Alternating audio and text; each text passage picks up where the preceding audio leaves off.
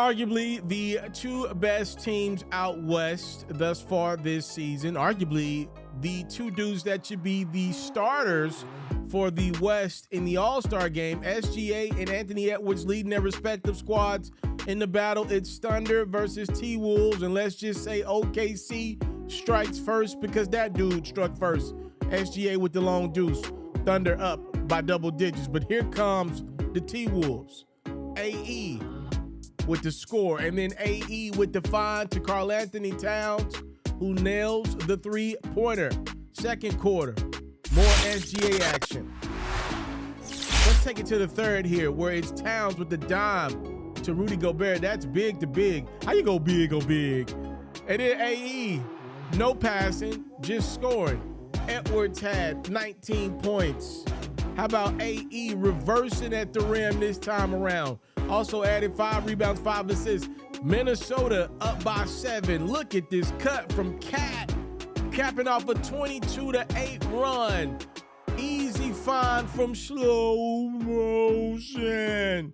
But it's the NBA. Everybody makes a run, especially when you got the young talent present for Oklahoma City. It's their leader, SGA, tying his game up.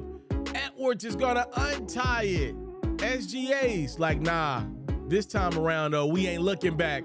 So after this game, Edwards did complain about a lot of the foul calls that SGA got in this one. Gilgeous-Alexander went to the line 13 times, made 12. But in the closing seconds, Edwards actually gets the chance to go to the free throw line. He's fouled on a 3 with his team down 3. And unfortunately for Edwards, he misses the first and the third. And for Minnesota, that is not good enough as they fall to OKC late. 102-97. Gilgeous-Alexander had 33 points. If you are like me and love flexing your NBA knowledge, you should head over to the best place to play fantasy sports. That's Underdog Fantasy. For me, I love the pick'em game. It's super simple to play too. All you got to do is go to the Underdog Fantasy website or app, pick whether a player will have a higher or lower stat line for that game, get all your picks right, and you can win up to 20 times your money. And when you sign up, if you use my code FERRO, your deposit will get doubled. You can't beat that. Again, head over to today's sponsor, Underdog Fantasy's website or app, use my code FERRO, and your first deposit will get doubled.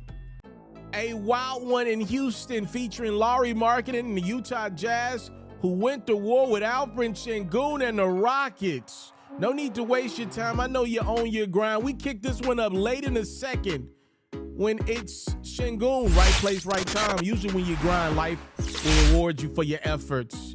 Third quarter we go. It's Lauri Markkanen for show, nailing the three-pointer. The Jazz are down, though, by 9. Dylan Brooks ends up with the rock, lobbing that thing up to Jalen Green. Let's just say that was a pretty darn good decision on that play. But Colin Sexton's got to respond. What about this dude's bounce-back season? He's got to be in the Comeback Player of the Year conversation. Came over via trade last year, been balling out this year. And he got some help. How about Jordan Clarkson finding Kelly Olynyk for the throwdown?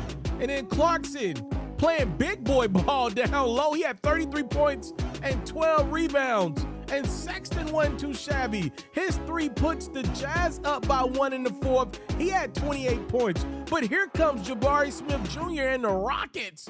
Jabari Smith Jr. had 24 and 10. He nailed 4 3-pointers. Rockets up by 4.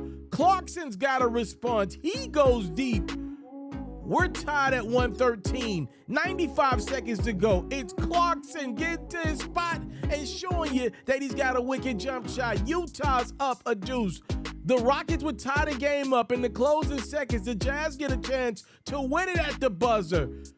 Colin Sexton had 28 points.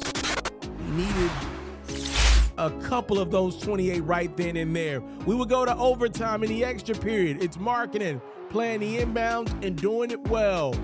He throws it down, but Sengun's got a response. 37 points for Alperen Sengun. He could have got the 38, but he misses the free throw that would have put the Rockets up by 2, which means Utah's got a chance again in OT to win it. Clarkson could not get it to go. And the Rockets hold on to win by 1 in OT. What a game down in Houston. The New York Knicks welcome back R.J. Barrett and Emmanuel Quickley following the trade with the Toronto Raptors. First quarter, Barrett and Quickley try to remind the Knicks of what they gave up on. It's Quickley nailing the three. And then how about Quickley diming it to Barrett? Had to hit him with the "Hey stranger, remember me" text? Come on now, we all been there, done that. On the other end, the Knickerbockers let the Raptors know, yo, ever since we traded y'all, we've been playing really good ball. It's Brunson and Randall continuing to go to work. I think both of these dudes are going to be all-stars.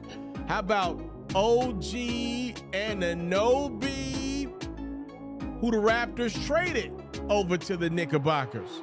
And then more of Randall getting to the money. Third quarter we go. It's Quickley finding Barrett.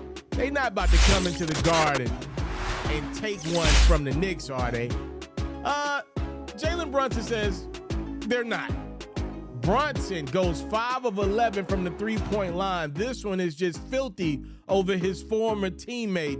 The Knicks are now up by 15, and it's Randall finding the former Raptor and Anunoby, OG, and then it's Brunson showing you what hard work, dedication, and commitment can do.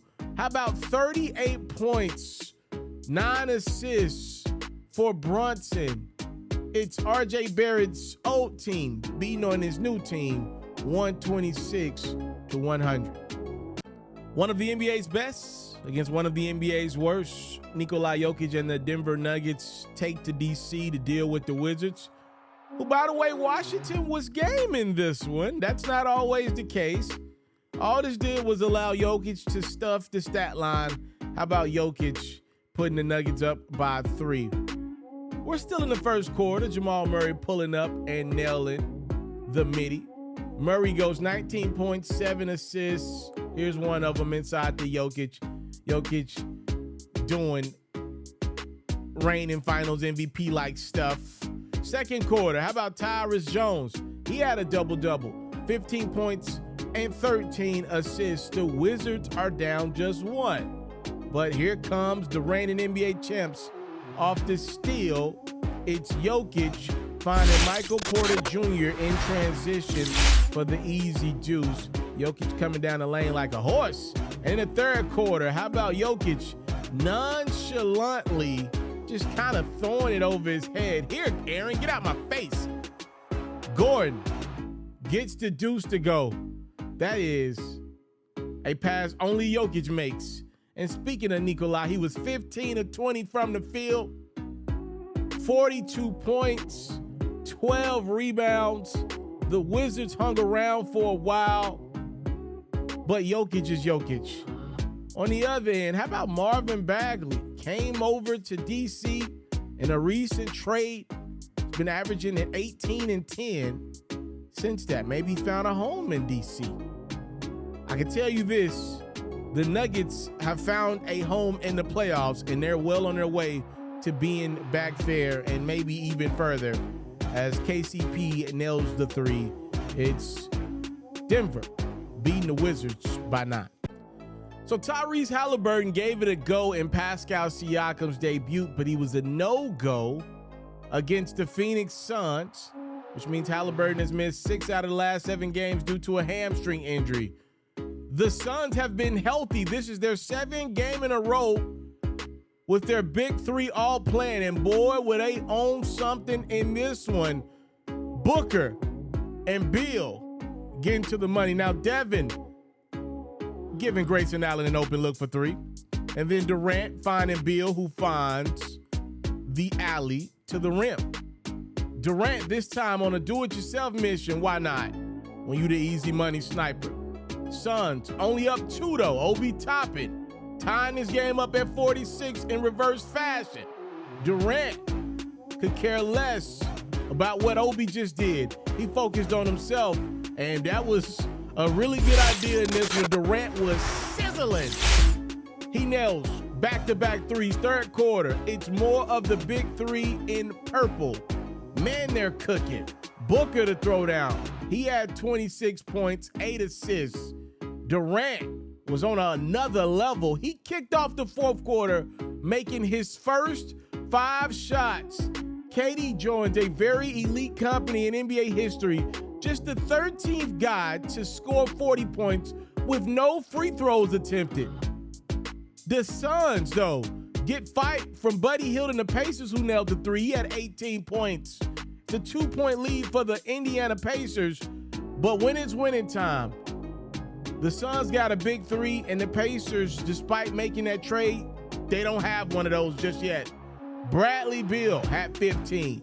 I mentioned Booker had 26. I already told you Durant had 40. You get 91 from the big three in Phoenix, and they finish off the Pacers 117-110. The NBA is oftentimes just a game of runs. Paul George and the Los Angeles Clippers going to war with the Brooklyn Nets. Mikal Bridges kicks this one off quickly. Nails the three-pointer off the tip-off. Just took 5 seconds to nail that three, and it only took under 5 minutes for the Clippers to be down 16-0 to the Nets. But again, the game is about runs, and Terrence Mann and the Clippers go on one of those. They go 18-2, and just like that, they're back in this game. But Cam Thomas and Brooklyn once again responds. Cam had 20 points off the bench, and Bridges was on the same type of time. My guess is he probably put in the same type of grind. Bridges had 26 points. Clippers get down by double digits, and they once again fight back. It's PG 1-3. Struggled from the field in this one. Did not struggle to throw down that dunk. And Kawhi also struggled from the field, but he pulls off the nasty spin move and the throwdown. Again, Clippers, though, down double digits at the half, third quarter. George nails the three. And then Bridges responds with a little Euro step. I ain't travel, Nets still out in front by double digits. Thomas finding Nicholas Claxton, who's been balling of late, throwing it down. And then Thomas, one more time up top to Claxton. Don't mind if I do. Nets are up 18, but check out the end of the third. Russell Westbrook's going to nail a three. It's going to cut the Clippers deficit down to 15, and that was all the momentum they needed in the fourth. Harden finds Kawhi. James had 24 points, 10 assists. Kawhi takes over in the fourth. He had 21 points. And then how about Norman Powell and Russell Westbrook putting the finishing touches on a huge comeback win? The Clippers closed this game out on a 22-0 run. I told you it's a game of runs to beat the Nets by 11. Lakers, Trailblazers, the white jerseys are out, which means it's Sunday night from the Crypto.com arena. And in the first, there was a hefty dose of LeBron, nailing the three and then diming up AD, who was cutting effectively. The Lakers take the early 9-point lead. We're still in the first. On the other end, it's Malcolm Brogdon with the top of the key three. How about 23 points, 9 assists, 7 boards for Brogdon? But his Blazers simply needed a lot more, as Braun and the Lakers were relentless. You saw the dime to Christian Wood, and then Braun getting it back from Russell off the bounce pass. Oh, that's how you feel, huh? Oh, you keeping it real, huh? Year 21 where? Lakers up by 16. We're still in the second, and the Lakers are still hot. Austin Reeves now joining the party. He nails the three. Third quarter we go. D-Lo takes over for show. D'Angelo Russell scored 13 points in the third alone. D-Lo responding to trade rumors, but doing it on the court. Lakers blowing out the Blazers at this point. LeBron's like, can I have some? Because it really ain't no fun if the homie can't get none. How about this left-handed dunk?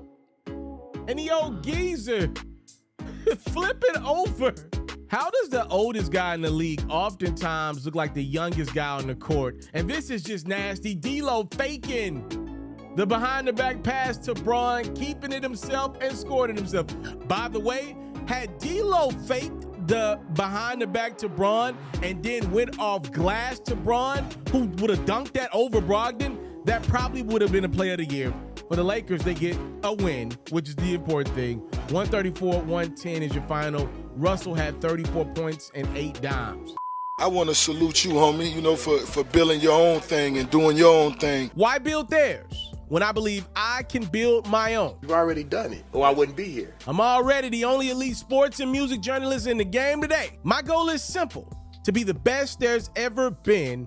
So, please don't go. Make sure you subscribe and follow the journey. It truly means everything to me. I tell stories. I talk music. I cover sports. I am culture. I am FERRO.